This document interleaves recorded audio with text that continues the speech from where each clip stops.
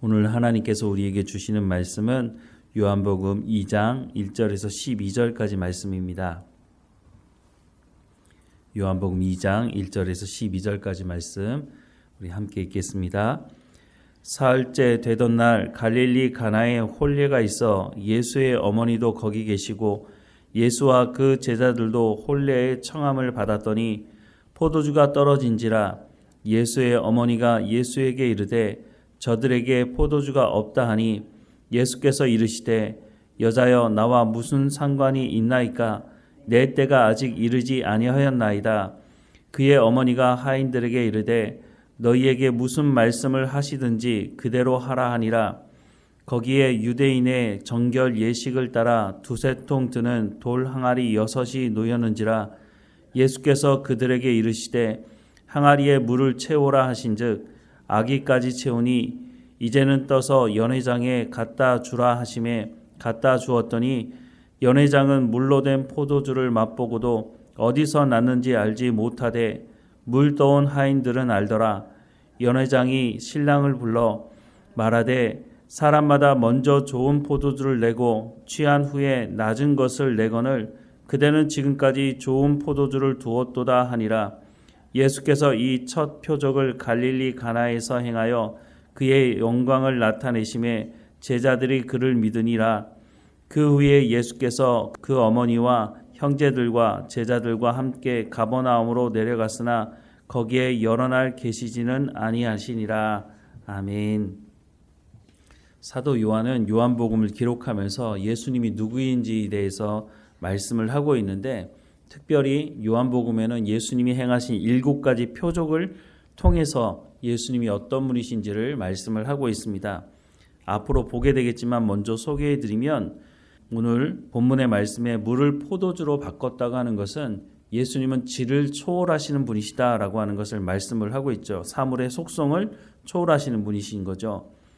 두 번째로 말씀하는 것은 오병이어 사건을 말씀하고 있는데 이것은 양을 초월하신 분이시다. 분량이나 수량을 초월하시는 분이라고 하는 것을 말씀해주고 있죠. 장정만 5,000명이 먹고 남음이 있다고 말씀을 하고 있습니다.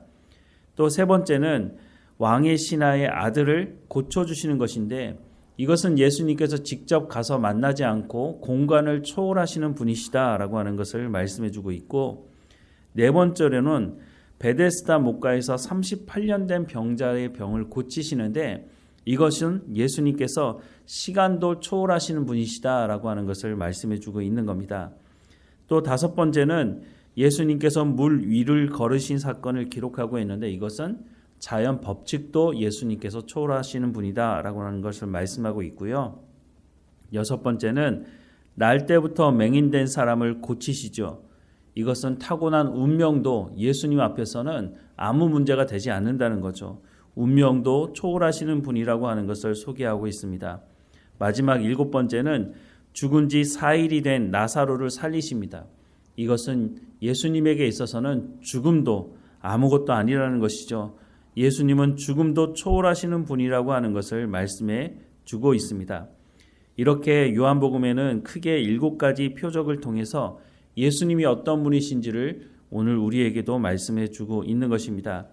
다시 돌아와서 오늘 본문에 보면 예수님께서 첫 번째 표적을 보이시는 것이 있는데 그것은 물을 포도주로 바꾼 사건이었습니다. 1절부터 3절 말씀해 보면 사흘째 되던 날 갈릴리 가나에 혼례가 있어 예수의 어머니도 거기 계시고 예수와 그의 제자들도 혼례의 청함을 받았더니 포도주가 떨어진지라 예수의 어머니가 예수에게 이르되 저들에게 포도주가 없다 하니 라고 말씀을 하고 있습니다. 예수님의 어머니 마리아가 기록된 것을 보면 아마도 마리아의 친척 중에 누가 결혼을 한 것으로 보여집니다. 그런데 이 혼인잔치에 포도주가 떨어졌다고 말씀합니다.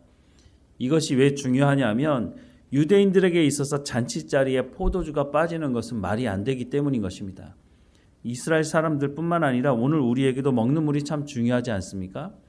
그런데 이스라엘은 먹는 물이 좋지 않기 때문에 포도주를 만들어서 식수로 대용을 했었습니다. 그런데 여기에서 더 중요한 의미가 있는데 성경에서 말하는 포도주의 중요한 의미 중에 하나는 포도주가 종말론적인 성경의 음료라고 하는 것입니다. 또 한 가지는 종말론적인 성격과 더불어 안식의 실현과 관련된 음료이기도 하다는 겁니다. 구약 말씀에 보면 이스라엘 백성들이 광야에 나왔을 때 하나님께서 이스라엘 백성들에게 포도주를 먹지 말라고 말씀하십니다. 신명기 29장 5절부터 6절 말씀을 보면 주께서 40년 동안 너희를 광야에서 인도하셨거니와 너희 몸에 옷이 낡아지지 아니하였고 너희 발의 신이 헤어지지 아니하였으며 너희에게 떡도 먹지 못하며 포도주나 독주를 마시지 못하게 하셨음은 주는 너희 하나님 여호와이신 줄 알게 하려 하심이니라 라고 말씀을 하고 있습니다. 왜 광야에서는 포도주를 마시지 못하게 했을까요? 아직 하나님께서 약속하신 언약의 말씀이 성취되지 않았기 때문입니다. 그렇지만 가나안 땅에 들어가서는 이 포도주를 마시라고 말씀하고 있습니다. 신명기 14장 23절 말씀에 보면 내 하나님 여호와 앞 곧 여호와께서 그의 이름을 두시려고 택하신 곳에서 내 곡식과 포도주와 기름의 11조를 먹으며 내 소와 양의 처음 난 것을 먹고 내 하나님 여호와 경외하기를 항상 배울 것이니라 라고 말씀을 하고 있습니다. 가나안 땅에 들어갔다고 하는 것은 하나님께서 약속하신 그 언약의 말씀이 성취되었다고 하는 것을 말씀하는 것이고 하나님의 언약의 말씀이 성취되었으니 그 기쁨을 누리는데 포도주를 사용하라고 말씀을 하고 있는 것입니다. 즉 예수님께서 물로 포도주를 만든 이 사건은 구약에서 약속하신 그 언약의 말씀, 메시아를 보내시겠다고 하는 하나님의 언약의 말씀이 예수 그리스도로 말미암아 성취가 되었다라고 하는 것을 말씀해 주는 사건이라고 하는 것입니다. 예수님께서 잡히시던 날 저녁에 제자들과 함께 저녁 식사를 나누시면서 포도주를 나누지 않습니까? 그런데 그때 예수님께서 이런 말씀을 하십니다. 포도나무에서 난 것을 내 아버지의 나라에서 새 것으로 너희와 함께 마시는 날까지 마시지 아니하겠다라고 말씀합니다. 이 말씀은 무슨 말이냐면 예수님께서 승천하셔서 다시 재림하실 그 날에 너희와 함께 천국 잔치에 함께 참여하게 될 텐데 그때 내가 포도주로 함께 이 기쁨을 나누겠다라고 말씀을 하시고 있는 겁니다. 이와 같이 성경에서 말씀하는 포도주의 중요한 의미는 하나님의 말씀이 성취되었을 때 그 기쁨을 함께 나누는 것이라고 하는 것을 알 수 있습니다. 그런데 당시 유대인들은 메시아가 오면 세상의 종말이 올 것이라고 생각을 했습니다. 세상의 종말 때에는 자신들은 구원받지만 이방인들은 다 하나님 앞에 심판받을 것이라고 생각을 한 거죠. 처음에는 예수님이 바로 이 메시아라고 생각을 했습니다.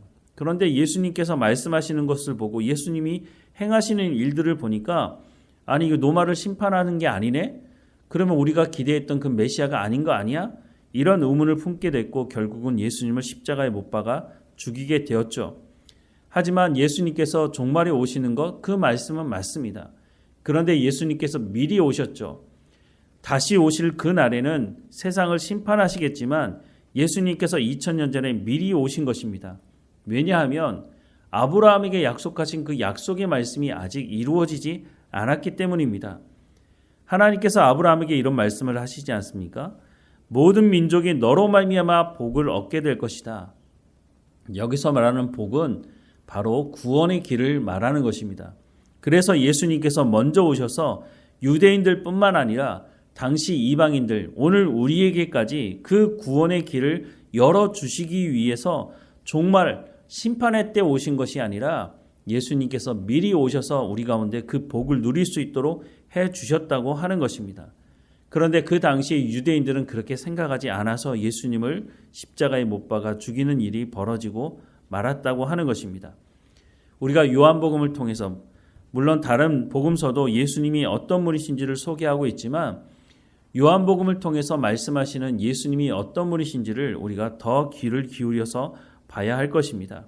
예수님께서 왜 이 땅에 오셨는지, 아니 왜 잔치자리에 가서 물을 포도주로 만든 것인지, 그것이 아무런 의미 없이 예수님께서 표적을 보여주신 것이 아니라 구약의 말씀을 성취하러 오신 분이 바로 이분이다 라고 하는 것을 분명하게 요한은 소개하고 있는 것을 오늘 우리도 보고 깨달아 알고 예수님이 어떤 분이신지를 우리가 제대로 알고 우리가 예수님을 경험할 뿐만 아니라 우리 주변의 사람들에게 예수님이 어떤 분이신지를 소개하는, 그래서 요한복음을 통해서 예수님을 제대로 알고 소개하는 우리의 삶이 되어야 할 것입니다. 예수님께서 언약의 말씀을 성취하러 오셨듯이 또 오시겠다고 말씀하신 그 언약의 말씀도 반드시 성취될 것이라고 하는 것을 우리가 믿고 우리의 삶의 현장에서 천국 하나님의 나라를 소망하며 그 마지막 날 천국잔치에 참여하여서 하나님과 예수님과 성령님과 그 기쁨을 나누는 우리의 삶이 되기를 주님의 이름으로 축원합니다. 기도하겠습니다.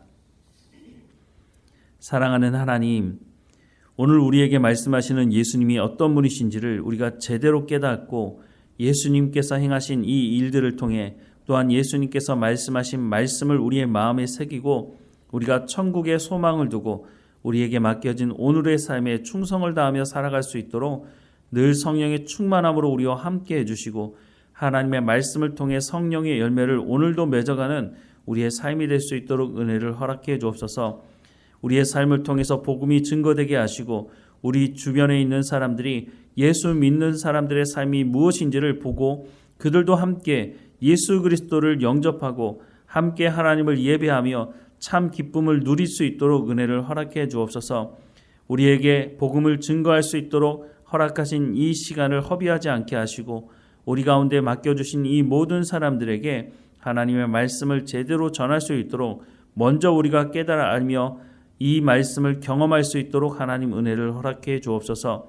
오늘도 어느 곳에 있든지 하나님 우리와 함께 하시고 우리를 인도해 주시고 우리는 감사하며 주님 주시는 평안을 누리며 살아갈 수 있도록 인도해 주옵소서. 우리의 육체의 연약함을 하나님 앞에 고백합니다. 하나님 우리의 육체도 강건하여지게 하시고 하나님 앞에 늘 깨어 우리 가운데 맡겨진 모든 일 잘 감당할 수 있도록 지혜와 명철과 총명도 또 건강함도 우리 가운데 허락해 주옵소서. 늘 우리의 발걸음을 인도하시는 하나님께 감사하고 예수님의 이름으로 기도드립니다. 아멘.